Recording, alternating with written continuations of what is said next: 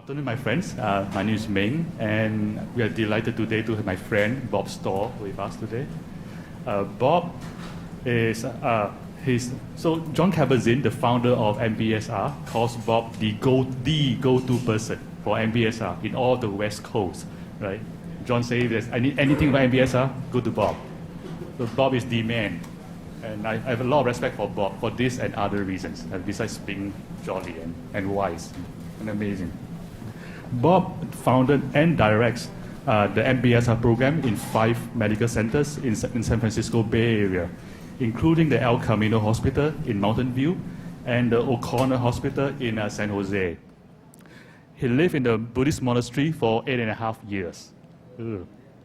And he is most recently the co-author of this book, a mindfulness-based stress reduction workbook. And it is available for sale if you want to after this talk, right over there. And I think that's it.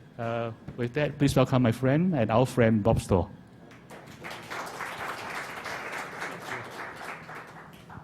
Thank you. You all hear me okay? Yes.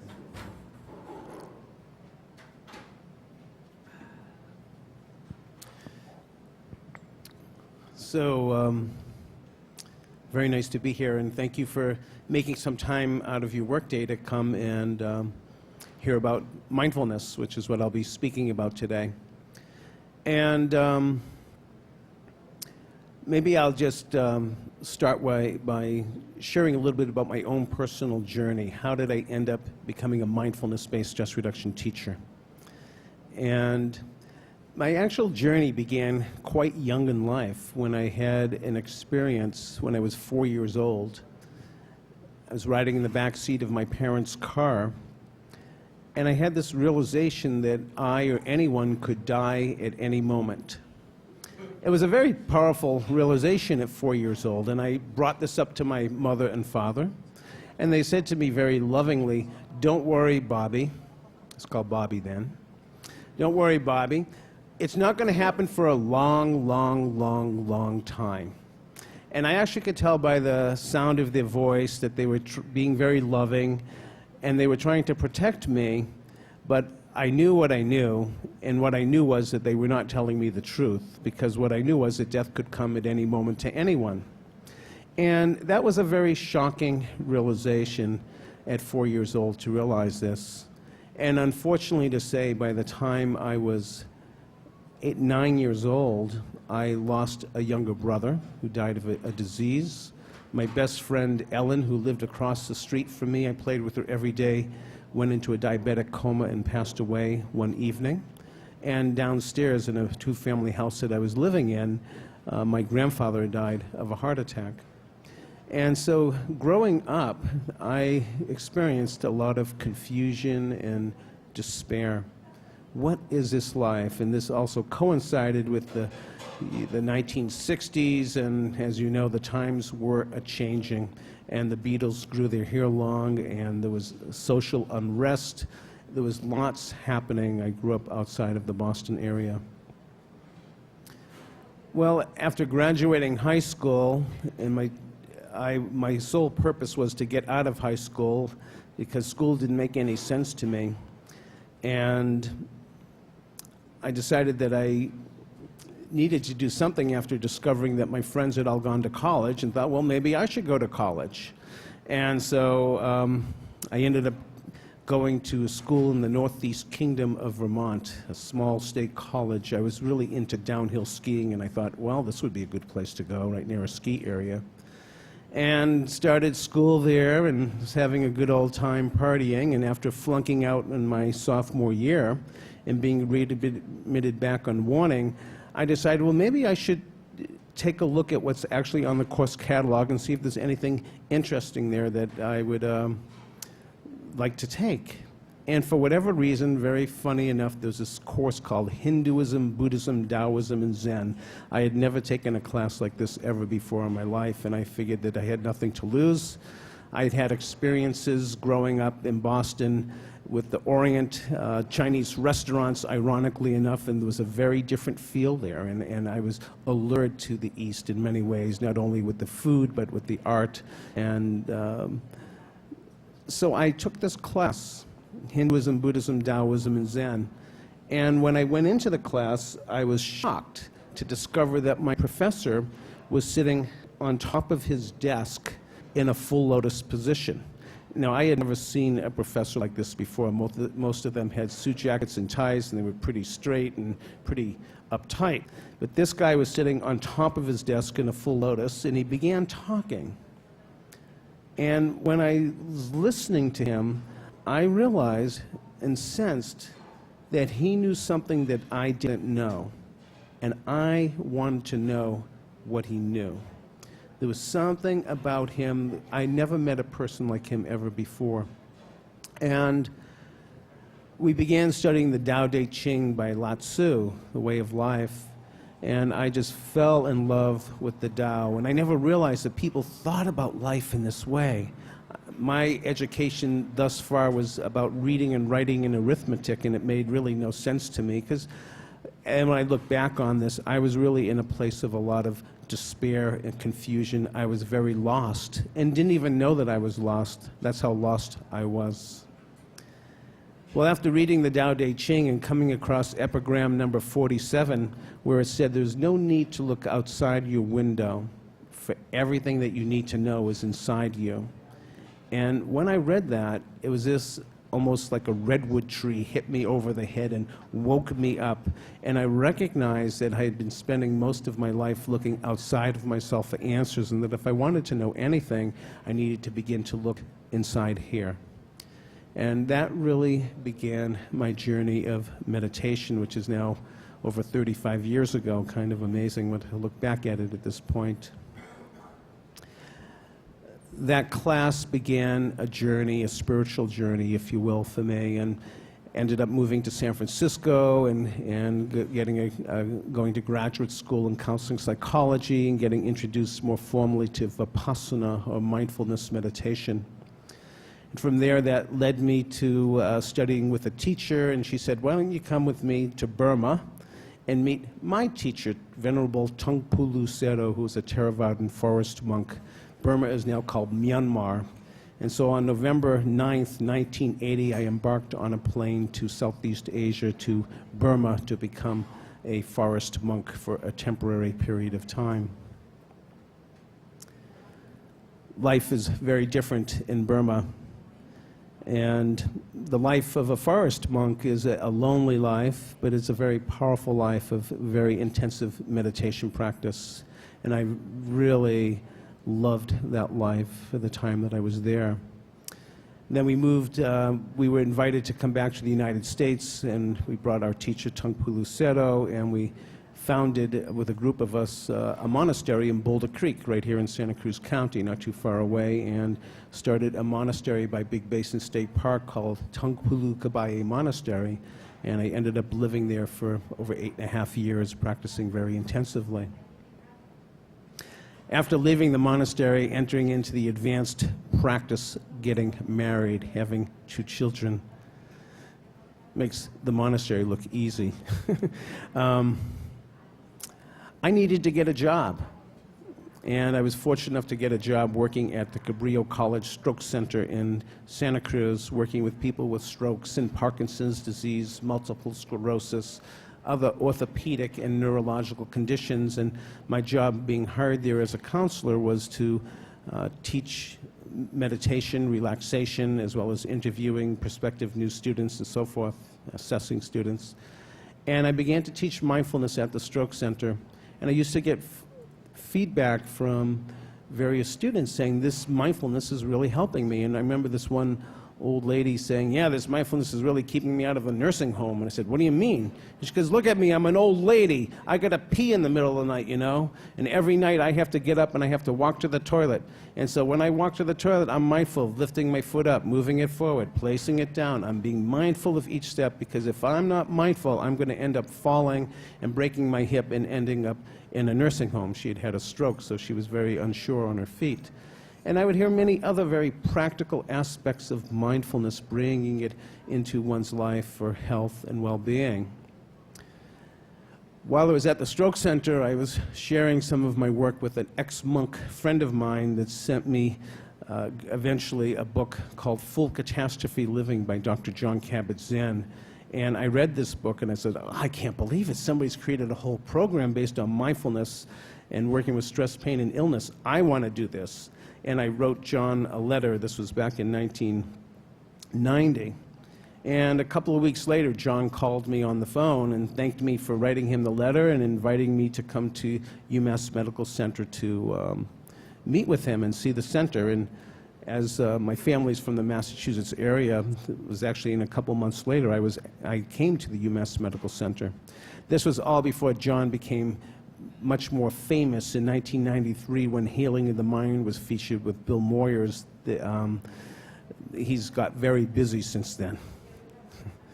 But it was wonderful to meet John back in the early 1990s, and he was very supportive in me starting a program. And so I was very fortunate when I came back to Santa Cruz that I began a program in 1991 at the Cabrillo College Stroke Center, and then later at El Camino Hospital here in Mountain View and Santa Cruz Medical Foundation. We were actually involved in starting the first mindfulness-based stress reduction programs in California, and I've been teaching at these medical centers and more ever since. So I feel very grateful to John Kabat-Zinn and this work of mindfulness and bringing it into mainstream America. And I really appreciate the genius of this practice and how we can, here I am now at Google speaking about something that I went off to Asia for many years ago, and how that mindfulness is proliferated in our culture. And it's so amazing that we hear about mindfulness, its effects with this research in neuroscience and education and psychology. Mindfulness is spreading its wings in many different areas, and it's currently, well, it's kind of a hot item, mindfulness. I understand that mindfulness is also offered here at Google. I'm very happy to hear about that. I understand there's a new 8-week class starting this Thursday with my colleague, Renee Burgard, and I understand the class is full and a waiting list, but don't worry, there's going to be more classes, so if you're interested, you'll hear about them. But as a working definition, I want to maybe just speak a little bit about mindfulness. What is it? How does it relate to stress reduction? And I'd also would like to do some practice. And I think that this is a perfect place to do practice, right here in the midst of the workday. But first, I'll just begin with what is mindfulness. And so we've heard of this word a lot, and I trust how many of us here are familiar with mindfulness practice? So there's quite a number of hands up. This is wonderful. If I asked this question about 15 years ago, I might find one person. So this is very wonderful. But so perhaps some of this will be you will hear some of what I have said before, but may you take it as in a new way. Because mindfulness really teaches us about beginner's mind, seeing things fresh and new and in the moment. And when we speak of mindfulness, we're really speaking about learning to be more present in our moment-to-moment, day-to-day life. And when you consider the only moment that we actually ever really live in is the present moment, which is right now. You're listening to me, we're here in this room, this is what's happening. Yet at times, and I trust that we'll probably see in the workings of our own mind, that it's difficult to actually stay present. We might be thinking, well, I really hope this guy gets done at 2 o'clock because I got to go back to work and I got to do this and that. Or maybe it's thinking about what happened earlier in the morning. Maybe it's no coincidence that John Lennon once said, life is what happens while you're busy making other plans. It's a very funny, wonderful statement, but sometimes if we take a look at the workings of our mind, we see that it's often occupied in future thinking and past memories and often missing what's happening in the moment. A psychologist friend of mine once remarked after beginning her mindfulness training that her mind often worked in 2 modes of operation, and I said, what do you mean? She goes, yeah, my mind's either rehearsing or it's rehashing or rehearsing.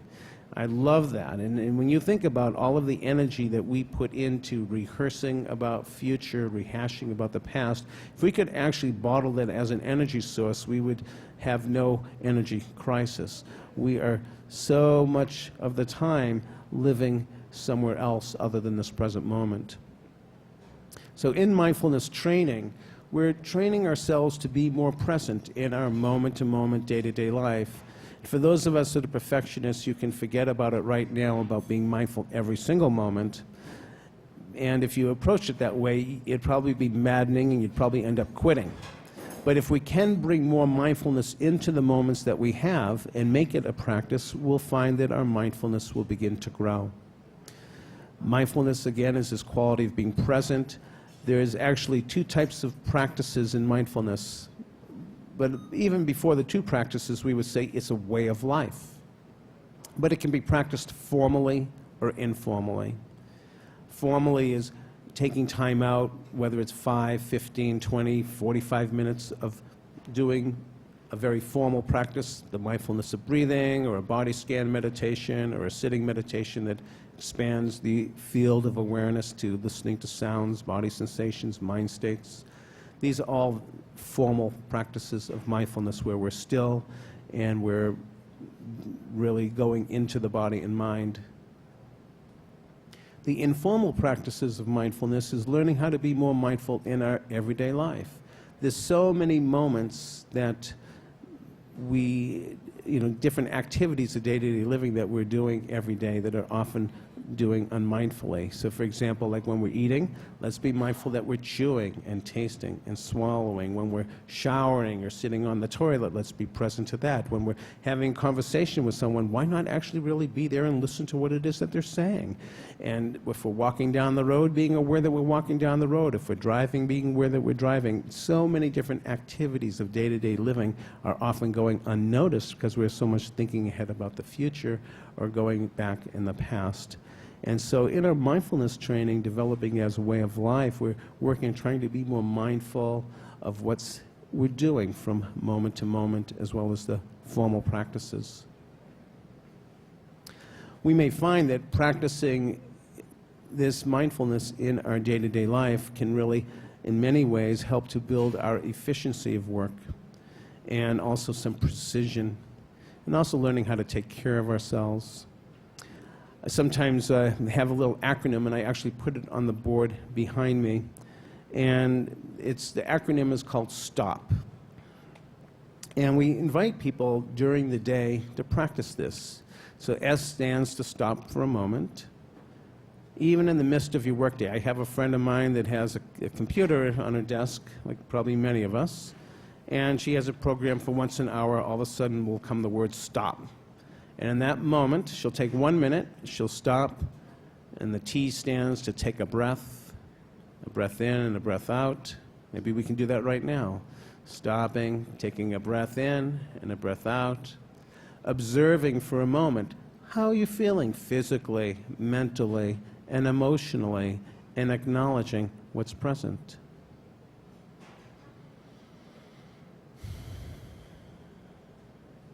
And P, proceeding on with what you're doing. Many people discover in that moment of stopping, taking a breath, and observing that perhaps their shoulders were up higher than their ears. And in that moment that you see it, you can let them down. Maybe you've been playing the email, what I like to call the email urination game. Just one more email, one more email, one more email, and ride that bladder. And there's so many times perhaps that we might be working on a project and we're going nowhere, and all of a sudden we need to stop and take a breath and realize we haven't eaten, we haven't stretched.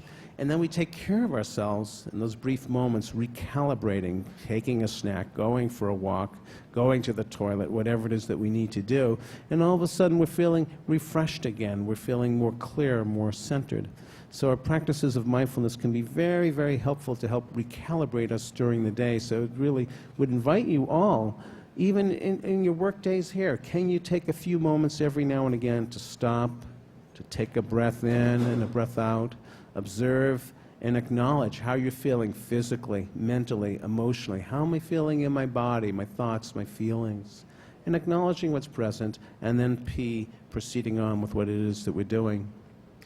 Remember, an engineer at El Camino once remarked that when he first began the class, he was going to work every day at 6 in the morning and coming home at 8 at night and not liking it, and his family was not liking it. And by the end of the 8-week class, he was going to work at 8 and getting home at 6. That was a 4-hour differential, and yet he was feeling like he was getting just as much work done, and he attributed it to being more mindful on the job, recognizing when he was going off on tangents, recognizing more earlier, then being able to come back into center, that it was really helping his efficiency and precision. So we're hearing a lot about mindfulness and how it can help, but maybe I'd like to just spell out a little bit more about this as far as how does mindfulness work with stress reduction or stress management. And in the last 25, 30, 40 years, there's growing interest in the mind-body connection. We hear these words a lot, mind-body connection.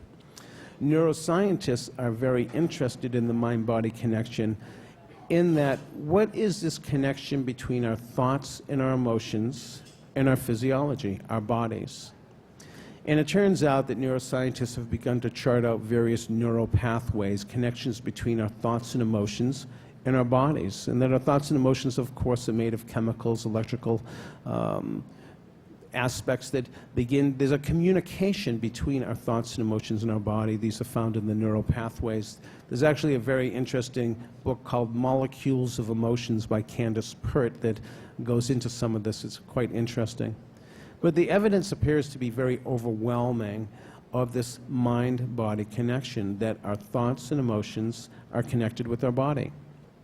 Now, if I did something perhaps very embarrassing up here, perhaps your faces might begin to blush and turn red. If I got kind of psycho and kind of crazy, then maybe hair would begin to stand up on edge and you'd be ready in this fight, flight, or freeze mode. There's different physiological changes that are beginning to happen. I guess I'll catch that on the video later, what he did. And anyways, there's different types, and now we're laughing, you're hearing me say something, and all of a sudden there's laughter. If I said something very sad, maybe water starts coming out of our eyes. So we understand there's a mind-body connection, that our thoughts and emotions are affected to our bodies. The evidence is overwhelmingly clear. And what's important is that if indeed our thoughts and emotions affect our bodies, then it would serve us all very well to be more mindful of the thoughts that we're thinking and the emotions that we're feeling. If indeed these do affect our body, then practicing mindfulness could be very, very important to help us to become aware of what's going on. Now, there's times we may not be aware of the different reactivities that we're engaging in. For example, we live here in the valley, and maybe we're riding on 101 and we're trying to get to work, and it's a traffic jam. And it's like, oh my gosh, I'm not going to get here on time. I have a meeting at 9 o'clock. What am I going to do? And then that's going to snowball the whole day. And so we might become aware that we're in a traffic jam and that, what am I going to do? But we might not be aware of actually how that stress is affecting us inside our own body and mind. We often are getting so caught in the story of our lateness and what am I going to do that we neglect to become mindful of how it is affecting us on the inside. And this is where mindfulness can play such a strategic role in helping us to come back into balance. We may, unbeknownst to us, begin to react to this stressful event by beginning to hold the steering wheel so tightly that our knuckles are turning white. And this is causing all this musculoskeletal tension within our bodies. And because of that increased stress, there's some anxiety or irritation, and often our pulmonary, our lung system begins to react by breathing more rapidly, more irregularly. And of course, our lungs are connected to our heart, and because of this increased respiration, our heart rate and blood pressure, temperature of our body begins to elevate. We're in a stress reactivity. And we're often not even mindful that this is going on because we're so consumed in the story of our lateness. So what's so important about mindfulness is that once we become aware that we're holding tightly, we can release the grip. It's that simple and yet that far away. But once we become aware that we're holding tightly, we can release the grip. Once we become aware that we're breathing more rapidly and more irregularly, that's forcing our heart rate and blood pressure to elevate, we can begin to practice mindful breathing, often trying to bring our breath into our belly area. And as our breathing begins to regulate, naturally our heart rate and blood pressure, temperature of our body begins to come back into balance. And so this is a very, very important aspect of mindfulness, is that it's helping us to recognize where it is that we are. So I'm going to get up and just show you this on the board, a little illustration. This is very low tech. But for those that, I don't know if you can read, but it says, read this far, but it says, unawareness with an arrow to disconnection, and disconnection, there's an arrow to out of balance. When we're unaware of what's actually happening to us, we're disconnected from our experience. And when we get disconnected from our experience, we potentially can spin out of balance. And so the example of getting stuck on the highway in 101, we're unaware, we're disconnected, we've begun to hold the steering wheel so tightly that our knuckles are turning white, our body is spinning out of balance. How do we get out of this mess? First thing is we become aware. And as soon as there's awareness, I'm connected again. I'm back, I'm here, I'm present, and now I'm seeing much more clearly. I'm holding tightly, my body's spinning out of balance, and I begin to soften the grip. I begin to do some mindful breathing to get my body, and gradually I come back into balance. So what we can say is that awareness promotes connection, and connection promotes balance. Conversely, when we're unaware, we're disconnected from our experience, and we can spin out of balance.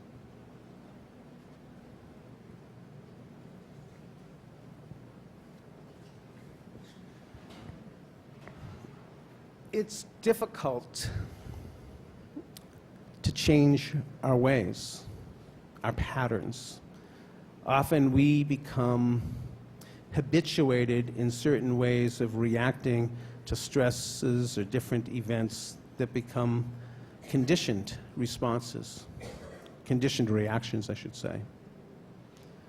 If we've had experiences in the past of getting stuck on Highway 101 and getting annoyed and irritated, the probabilities of that happening later today, if you were there, are very great. And life goes on. Once we become mindful, we recognize that there may be some choice and we can begin to respond differently. This is very empowering about mindfulness. And there's actually an incredibly beautiful quote by Viktor Frankl, who was a concentration camp survivor, a psychiatrist, an author of Logos Therapy, Man's Search for Meaning. But he says this, he says that between the stimulus and the response, there is a space. And in that space lies our freedom. Between the stimulus and the response, there is a space, and in that space lies our freedom. If we are not mindful, we are not aware of any spaces between our stimulus and response. We are reacting in an impulsive reactivity. If we become aware, we have a choice to respond differently. So perhaps I will say that there's a separation between impulsive reactivity and mindfully responding to a situation. So there's a big difference between impulsive reactivity and mindfully responding. There's actually a very clever and beautiful poem by Patricia Nelson that speaks to this, and it's called Autobiography in 5 Short Chapters. In chapter 1, she says, I'm walking down the street, there's a deep hole in the sidewalk, and I fall in, and I'm helpless, and it takes a long time, but I finally do get out. In chapter 2, I'm walking down the same street, there's a deep hole in the sidewalk, and I fall in again, and I know where I am, it's my fault, and I get out quickly this time. Chapter 3, I'm walking down the same street, there's a deep hole in the sidewalk, I fall in again, it's a habit, you know, this is kind of what I do. Many of us can live in chapter 3 for a long time. But remembering that quote again from Viktor Frankl, between the stimulus and the response, there is a space, and in that space lies my freedom to choose. In chapter 4, I'm walking down the same street. There's a deep hole in the sidewalk, and I walk around the hole. Chapter 5, even better news, I walk down another street. So there's the potentials of changing our behaviors, our responses through awareness. But we have kind of these strong default buttons. Just when we're not looking, we may be impulsively reacting again to familiar situations. But when our awareness grows, we can begin to change and possibly develop more constructive ways, if you will, of dealing with stress rather than destructive ways. And the destructive ways, again, are more associated with impulsive reactivity, and constructive ways are when we have a mindful response, when we can recognize what's here and choose another way. So I've been speaking for a bit, and I thought it might be nice to do a little bit of practice if you're all up for that. Will that be all right? Like maybe about 5-10 minutes? Okay. So I maybe invite you, if you want to just stand up and stretch for a second and get yourself, if you feel your body needs to stretch a bit, feel free to do that.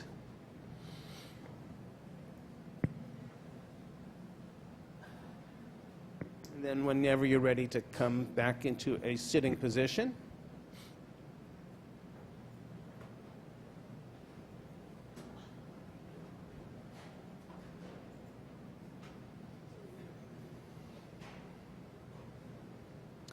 And so let's just begin by just taking a moment to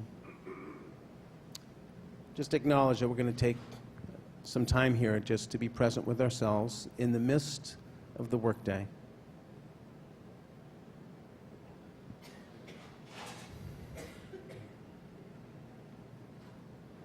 And I think I'll begin with a beautiful poem by Mary Oliver that speaks to the importance of taking care of ourselves. It's called The Journey. One day you finally knew what you had to do and began. And though the voices around you kept shouting their bad advice, and though the whole house trembled, and each voice cried out to you, "Mend my life, mend my life, mend my life," each voice cried, this time you didn't stop and you knew what you had to do.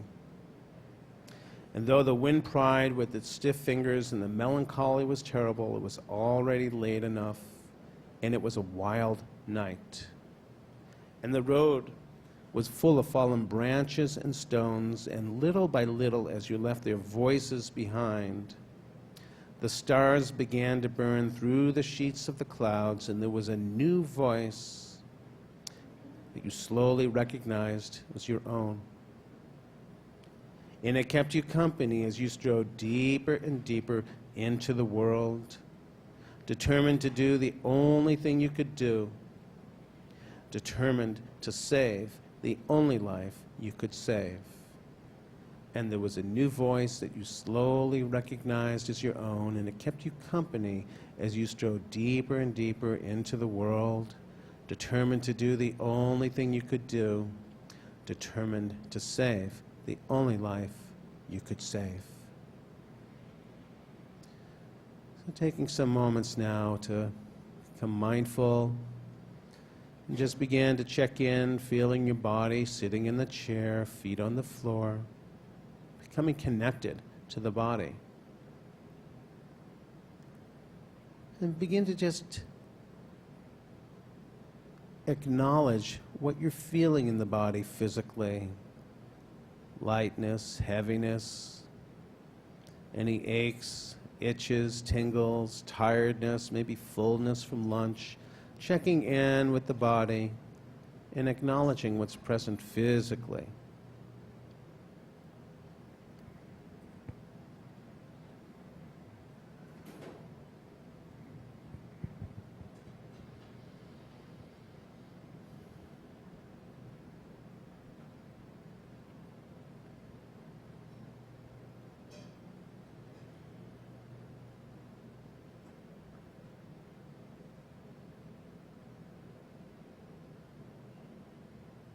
And gradually, as you feel into your body and acknowledging any of the physical sensations, feel into the physical sensation of your breath. You might feel it in your abdomen, in your belly, or your chest expanding as you breathe in, contracting as you breathe out. Or perhaps feeling and being mindful of the breath in the nose, feeling the coolness of the breath as it enters into the nose and the warmth of it coming out. Finding a place in your body where you can become mindful of the breath, where the breath feels prominent and distinct. And then just begin to rest your awareness at that point, whether it's in the nose, the chest, the belly, or perhaps another place. And just becoming mindful that when you're breathing in, that you're aware that you're breathing in. And as you breathe out, you're aware that you're breathing out. There's no need to manipulate your breath or count it or visualize it or analyze it. Just breathing normally and naturally, breathing in with awareness and breathing out, being present.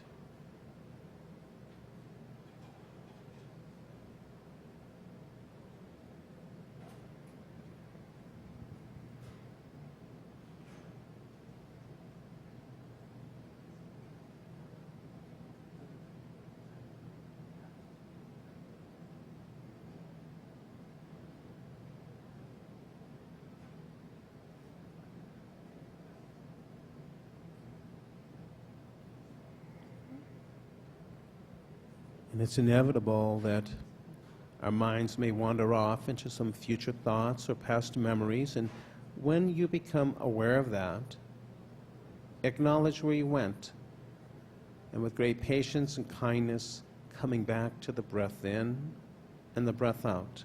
So easy does it, taking our lives one inhalation and one exhalation at a time, being present.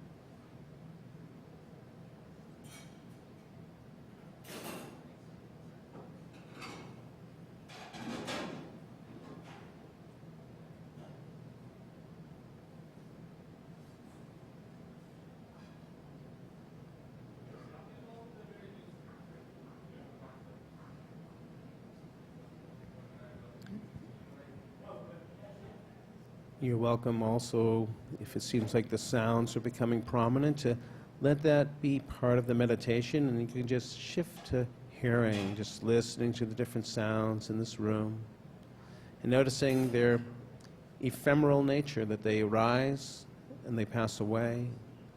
So including sounds, if those become prominent, and if not, then just stay with the breath, being present.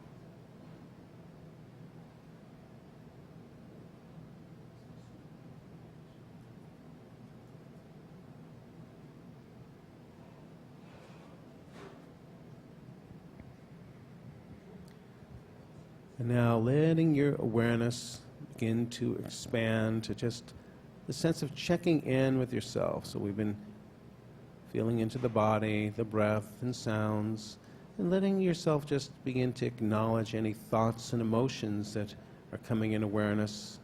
We'll call this a mindful check-in, just acknowledging what's coming up for you physically, mentally, emotionally. Maybe there's memories of what happened earlier today, or concerns about what's going to happen later in the day, and just taking some moment to acknowledge your different thoughts and emotions, any physical sensations, being present, checking in with yourself with awareness, and letting be. You don't have to fix anything or analyze, just acknowledging in the body and thoughts and motions, being present.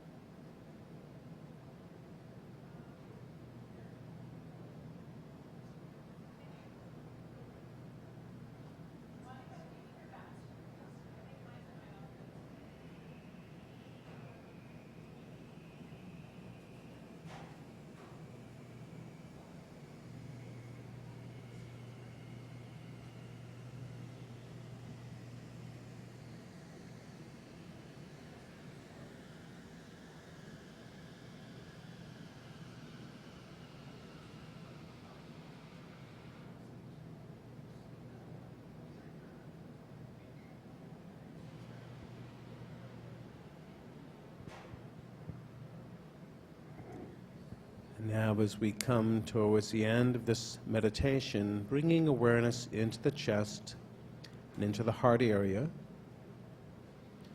And we'll do just a little bit of some loving kindness.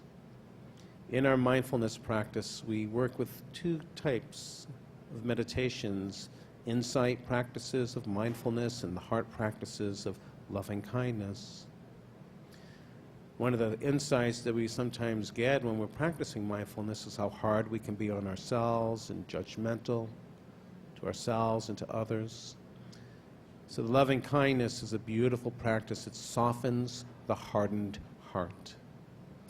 So just taking some moments and just feeling into your own heart with a sense of kindness and compassion. I know we all understand these words from a dictionary point of view, and it may be another thing to open into our hearts to experience these words. Just feeling into our own hearts, wishing for our own health and well-being.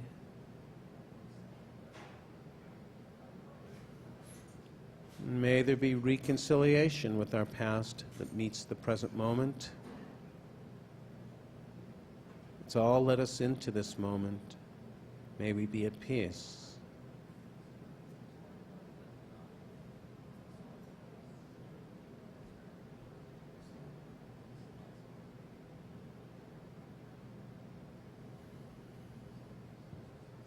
And letting this goodwill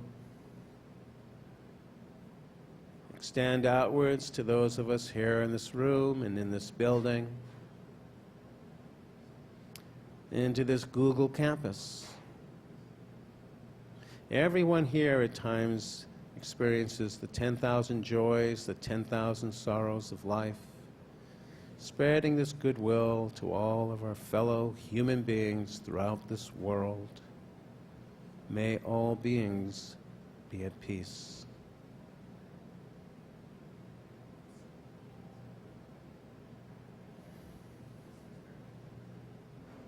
Spreading this goodwill above and below in all directions from here and throughout this universe.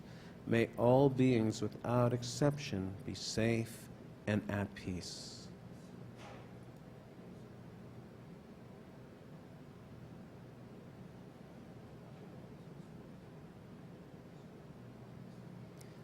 And just as we've extended it outwards, bringing it back inwards into our skin and flesh and bones, to the organs and to the molecules that make up the cells, into the atoms.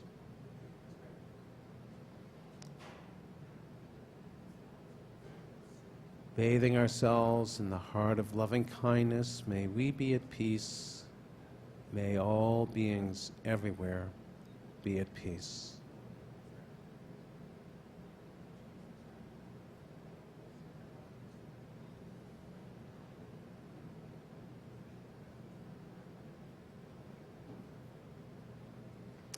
And now very gently beginning to wiggle the fingers and toes and opening the eyes and just being fully present, awake, here and now. Thank you very much.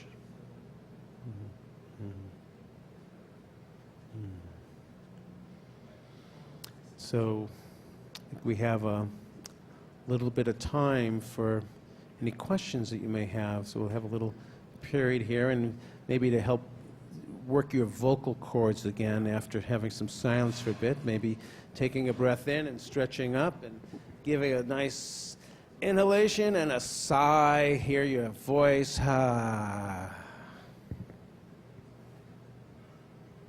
So I don't know if there's another microphone or if there's, or I can surely hear it, but if it needs to be recorded, we can. That's going to really get a whole bunch of people up here. Actually, I can, yeah, I can just repeat the question. Thank you. Or a comment, please. How do you teach mindfulness to your kids? So the question is, how do I teach mindfulness to my kids?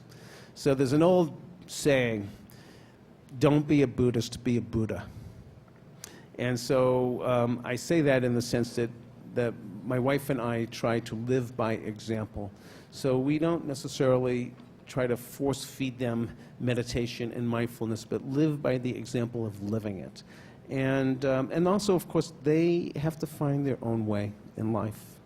And so they're familiar with some of the practices of mindfulness, use what feels appropriate to them, and we essentially give them space, but we have a strong value in our family of living, trying to live with kindness and with integrity, and may they find their way. This is going to sound kind of funny to say, but I think there's a thread of truth to this, and I don't say it's the whole truth. My kids also haven't suffered enough yet. And it's not that I wish for them to suffer, but I'm sorry to say that for my path, it took a lot of suffering for me to finally turn deeply inwards. And I don't wish my kids a lot of suffering, but, growing up, we'll have our own share of suffering, of whether it's not being seen and accepted and being picked on and so forth. And, yeah.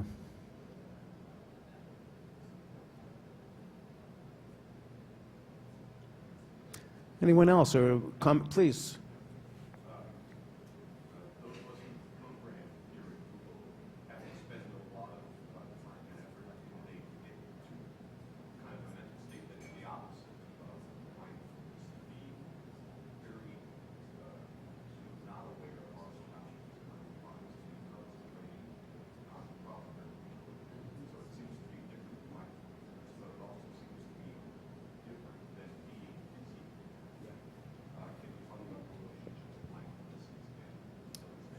Great. Thank you very much. I'll see if I can repeat that in a summarized version. But as a programmer, you're using your mind to really focus very deeply on a project, but not on a broad way of knowing what's going on around you. Is that with that? And so and any reconciling with that, if you will. In some ways, we speak about mindfulness that it can be practiced in like a laser beam and a floodlight. And so there is certain types of practices where we are really using our laser beam of concentration to absorb our mindfulness on the object that we're bringing attention to, so that we can begin to sustain it for longer and longer periods of time till potentially we almost become at one with it. This is some of the prescriptions for concentration meditation, where you enter into levels of absorption. In Pali, they're called jhana. But these are very concentrated states where you become at one with the object. And there's a lot of benefits to that type of a practice, where you're getting very concentrated. And at the same time, to help ease the practice, we work with concentration, but we also can work with the floodlight in becoming aware of the greater surroundings of things.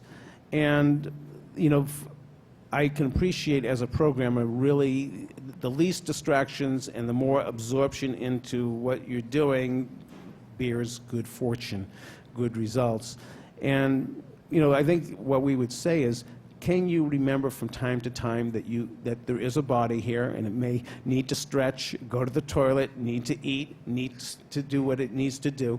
And can there be times where we can mindfully, like, okay, I'm really working on this project, can I stop for a moment and take a breath and observe, and then I proceed on with what I'm doing? So is there ways to work with both? And of course, when you're working with that concentration, you're doing the concentration. And when you're not doing that, can you be mindful of whatever else that you're doing when you're doing it?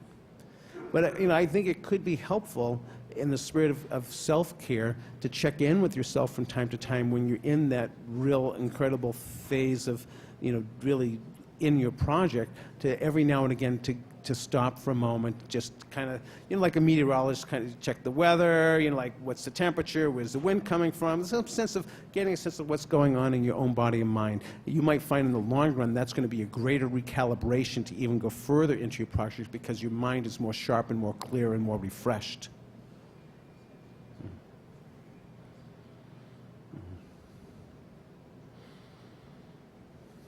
How was it to do the meditation for a few minutes? Any before-after comments in the midst of Google?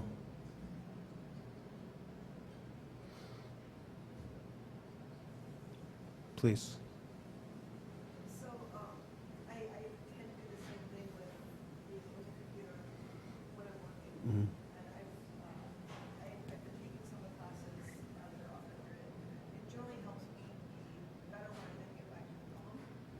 Looking forward to getting back today, since then I'll be there. And I can do that since I know if they're at it. So thank you for the opportunity.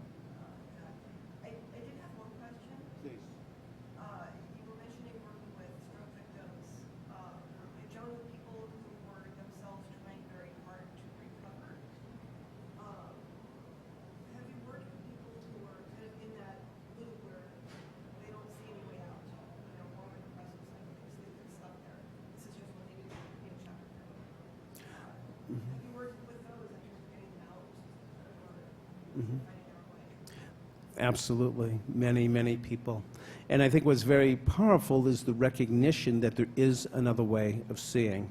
One of the things that we teach about in MBSR, the question is when we get stuck in chapter 3 and we're just in the strong habitual pattern of non-changing. And one of the things that we like to try to challenge people is being open to seeing from another perspective. And it's very difficult when we get really rooted in the way that we see things. So sometimes if I won't do this to you, but there's probably about 50 chairs here, so we can start switching chairs and begin to see that every chair we sit in, there's going to be a different view. But yet we get very stuck in the chair that we're sitting in, thinking this is the only way of seeing it. And so we'll work with really helping people to expand beyond their perceptions of how they see things. And actually, I love, John Kabat-Zinn has a very beautiful definition for healing, and it's to come into terms with the way things are. And so we can say some ways there's a difference between healing and curing, so that some people that will have a stroke that may not necessarily have a lot of improvement with their ability to regain some movement. However, one can begin to heal and come into terms with the way things are and be able to live with themselves in their lives in a way that is much more meaningful and feel less than a curse. It's going to involve, though, really being willing to embrace and acknowledge the parts of ourselves that we're having a hard time with. And one of the gateways in it, when I'm teaching MBSR, working with people with stress, pain, and illness, mindfulness doesn't mean developing a positive mind. So that's something that's very important that we want to understand. Mindfulness is about seeing things as they are and acknowledging what's present. And so sometimes what the gateway for the beginning of the healing work is for people to first begin to acknowledge how much they hate the situation that they're in, how much anger that they're feeling, how much sadness, how much fear of what's going on. And as we begin to develop a relationship with our pain by acknowledging it, we can begin to transform it. There's a wonderful saying that whatever you flee from, it will pursue you. Whatever you welcome will begin to transform you. And one of the principles that we work with mindfulness is that when we have resistance to what's here, we will inevitably increase our suffering. when we can learn how to go with what's happening, our suffering can begin to dissipate. So there's actually a very powerful line from a Dana Falls poem that says, "Resist and the tides will sweep you off your feet. Allow and grace will carry you to higher ground." And so we're working within this practice to recognize when the resistance is there, acknowledging the resistance, and see if there's a way that we can begin to work with that, begin to open to it.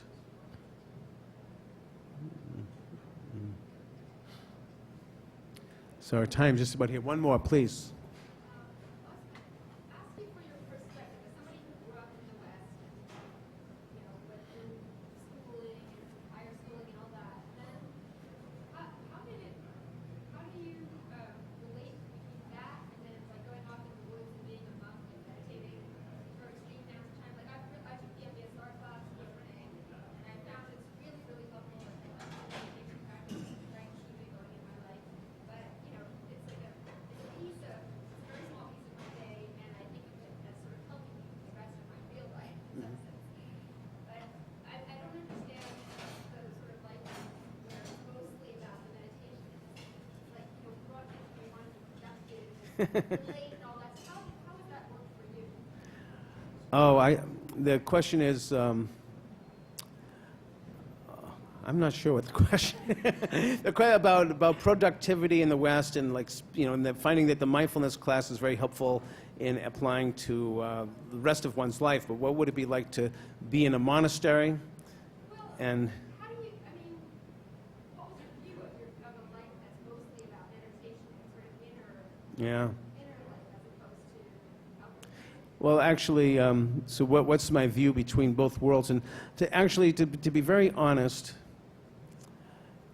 as time has gone on, my life is the monastery, and whatever comes up in my life is the practice. And that I don't feel as much personally any separation between the monastery life and my householder life.